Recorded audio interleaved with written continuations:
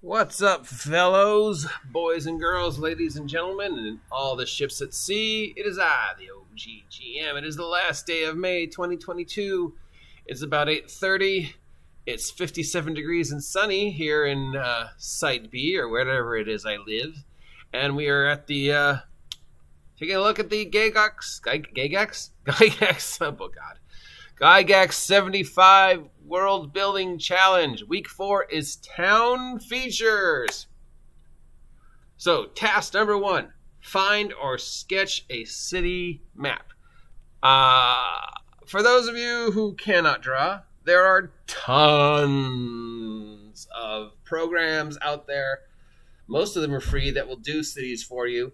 I'll put a couple links down below, the ones I like. I've done it before.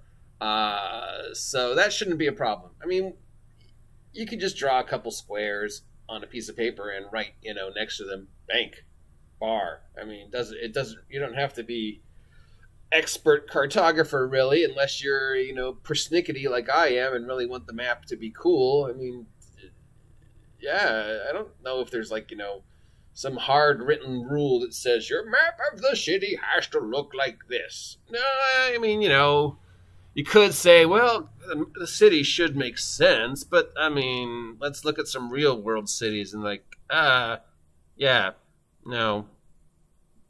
The city makes no sense. Like, Los Angeles, if you've ever looked at a map of Los Angeles, that city makes no sense.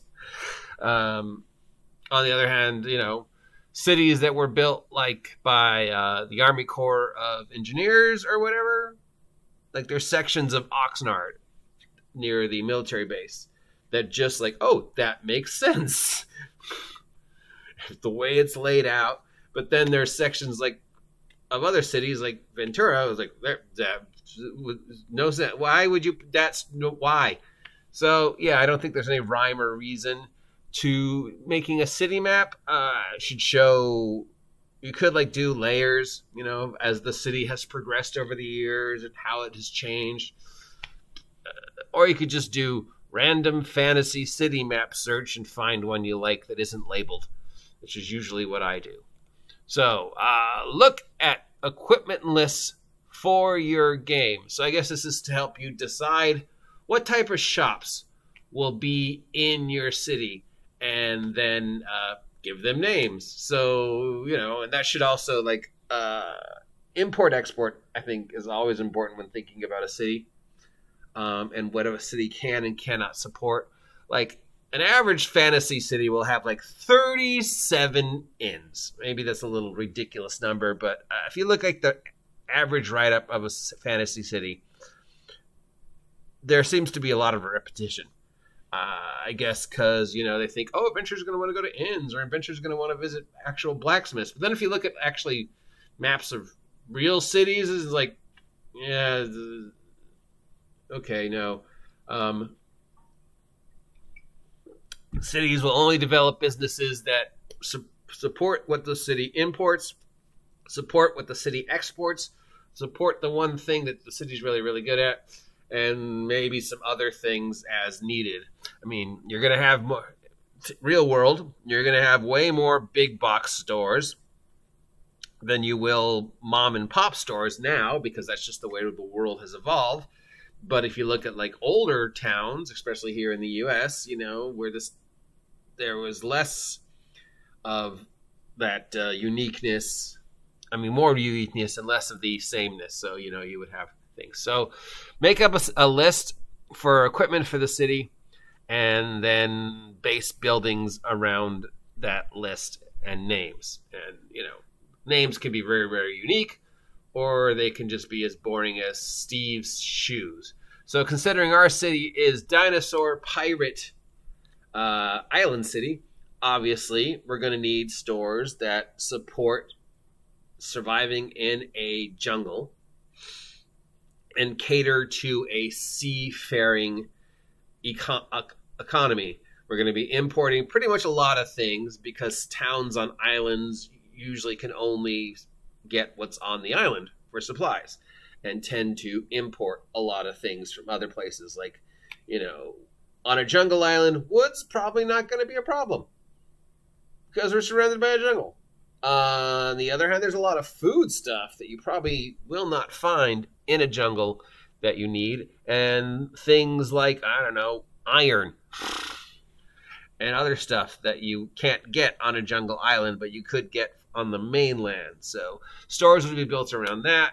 The equipment you would need in our jungle island city would be stores that support a sea-based economy. So places that sell sails, places that sell tar, places that do shipbuilding, places that allow merchants to store and sell products, stuff like that. Locate and describe each of the following in a short sentence. A political faction and its rival. So what would be the two political factions in Pirate Jungle City? Well, one would be the pirates would be one, or the ship-based merchants, we'll call them, and their questionable sources of income. So one faction would be obviously this seafaring group who bring stuff in, spend a short amount of time in the city, and then leave again. And that would be one political faction. Because they're very powerful, because they supply the city with stuff, and they spend a lot of money in the city, but they're also not around a lot, Seafaring economies would mean, if you look at a average fishing town, the ships are out a lot of the time. And although the ships are, and those who are on the ships are very important politically and financially, they're not there a lot. So it would mean we would have a separate political faction that would try and fill the void, but also slowly be trying to take over power from the ship-based economy. And that would be the land-based economy. And we could just think Old West, cowboys versus farmers. On an island, you would have our sea-based traveling merchants who, when they are in town, are very powerful. But then you would have the land-based, and in a jungle, that would probably be the people who are making a living off of what the jungle provides. And that would most likely just be wood and fruits. But they need to get the wood and fruits off the island. But they don't want the ship-based individuals to have the political power. So our other political power would be, I don't know, you'd call them farmers, I guess, sure. A place where the characters could lose all their monies. How often do characters actually gamble in D&D? I mean, we know that shops. If you just say there is a shop that might sell magic items, that is where players will spend their money. Or anything that the player characters think they need. And I'm not just talking like general rope, torches, stuff like that. But, I need a potion of healing. I need a cloak, yeah. So what is the easiest way to get player characters to spend their money is on things that they think they need to make their character stand out. So we would supply stores with adventuring equipment, but we'd also supply stores that hint at magic stuff. A place where people gather to hear news or speak their mind. That idea comes from the fact, obviously, that the written word and the ability to read the written word is still a relatively new concept from the history point of view. In the past, people would gather and just air their political and opinions out.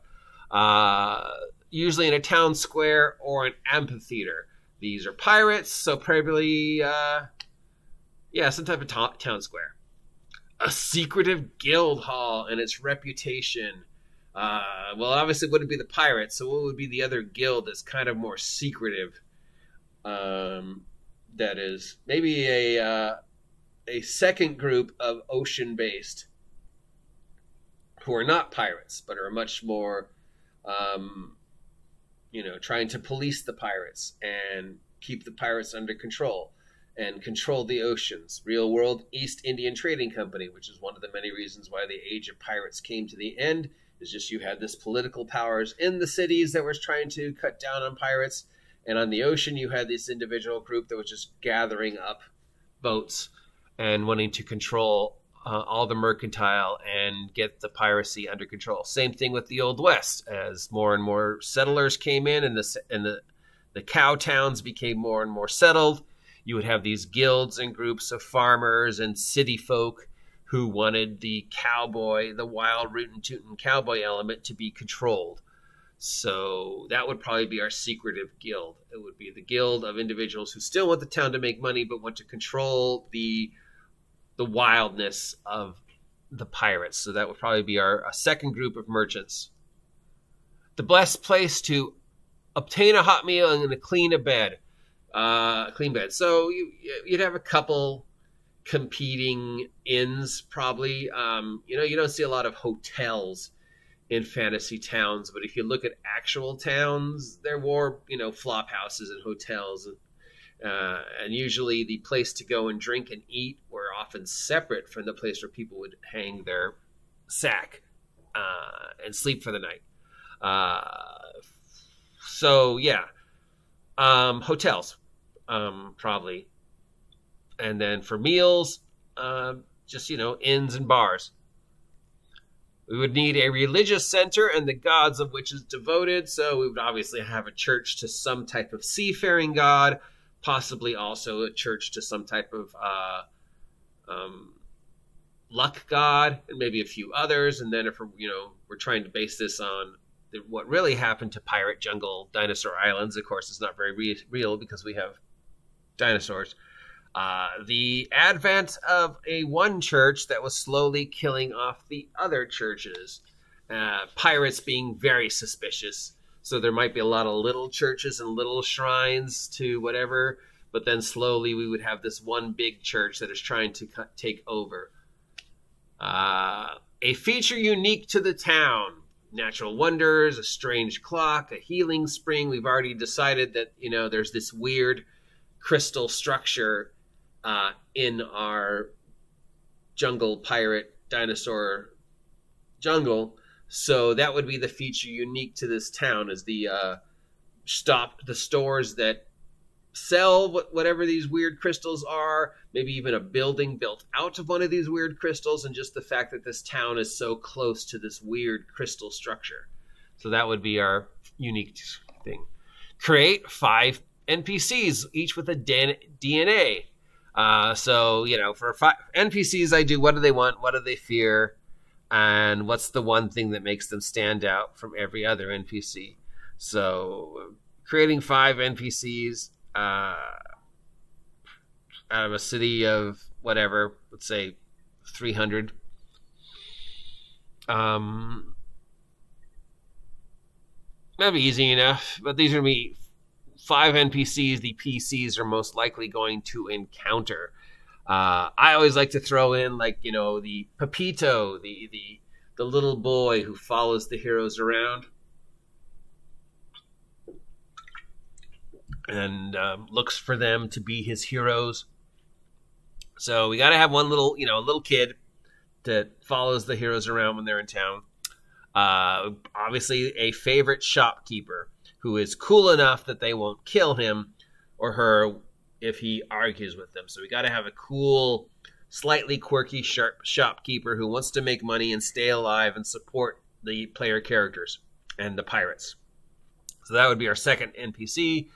Third NPC, I don't know, it's weird because when you're dealing with players in a D&D or any game, the NPC you think they're going to become fascinated with and the NPC they do end up becoming fascinated with are usually two different things.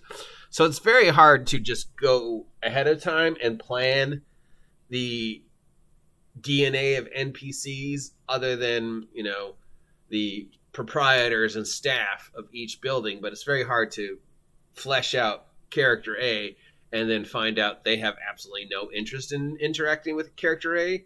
So usually I just put names down or what they're doing. And then if that's a building the characters go to, great. And then I'll see which ones they interact with and show interest with. And those are the ones that I'll slowly build up. But if it's just they go into Steve's shoe store, buy a pair of shoes, and never see Steve again, there's absolutely no reason to stat out Steve or come up with the what does Steve fear thing. So I don't know about anybody else, but usually when I come up with NPCs for a town or any situation, especially if I'm like designing multiple buildings with multiple individuals in them that you hope the players aren't going to kill, I usually just put names and profession, and then if the players show interest in that individual, that's when the character will start to be fleshed out. Extra credit. Create 4 or 5 hirelings or specialists the characters might recruit. That's obviously a throwback to the old days, because 5e, you don't really see a lot of people hiring hirelings anymore. But 4 or 5 hirelings, so we need 4 or 5 Steves that they might go. Obviously, you're going to need at least one guy to ID magic items. That's always a given. There's always like, oh, we got it. What is this thing we found? So there's got to be a hireling or an NPC. And then the other 4 can just be Steve the Torchbearer, Steve the Torchbearer, Steve the Torchbearer. And then they say, oh, we need to hire A. And Steve the Torchbearer becomes A. And that's who they go and hire. Because there's no reason to make a list until you know what they're looking for. You just let them know that those are available. And I don't know about anybody else, but 9 times out of 10, if I even suggest, hey, you know, your party's a little weak on X, maybe you want to hire one, they don't. So, again, it seems like a wasted resource, because hiring hirelings is not really a thing in the current thought patterns of players as it was in, like, the 80s, when you were like, I need a mule, and I need a guy who can do this and this, because, you know, and then you've got player characters with, like, an army of hirelings following them because they needed people to carry stuff and needed people to fill jobs, and they just, you know, wanted extra bodies to die that they could throw at the grinders at adventures. But nowadays, you don't really see people needing that, because player character builds are much more self-sufficient. And, you know, but then there's always going to be the case of, oh, we forgot X. So if they do hire anybody, it's probably just going to be people to help them carry stuff or fill roles that they are not able to fill themselves. It's always going to be at least a guy who can ID magic items and a guy who can heal us. Other than that, you just wait to see what it is they're looking for and let them know whether it's available or not.